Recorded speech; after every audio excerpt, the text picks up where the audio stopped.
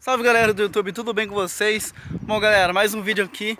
Mano, a gente não achou o trilho do trem. Olha só que retardado. O cara é um idiota. Vamos voltar pro vídeo. A gente não achou o trilho do trem, porém a gente viu uma cachoeira muito top que a gente vai filmar pra vocês, beleza? Então até daqui a pouco. Estamos voltando e... complicado, hein? Já que a gente... Hã? Yeah. Já que a gente chega na cachoeira, né? Olha só que pessoa animada ali atrás. Que animação, hein, Camilo?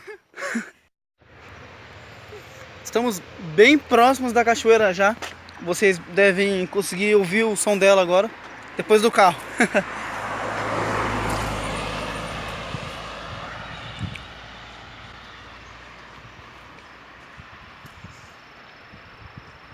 Bom, tem uma entrada ali na frente. A gente vai tentar entrar e chegar lá para mostrar para vocês a cachoeira, fechou?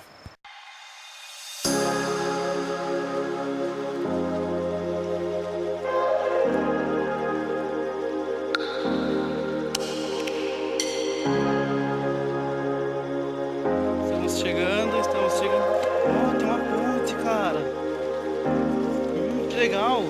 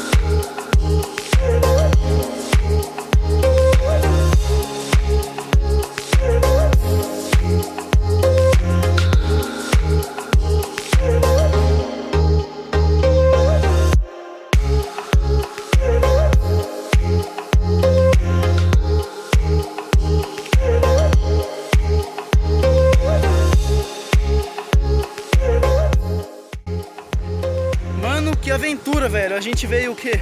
Saiu de casa 2h07 e agora já são 6h01.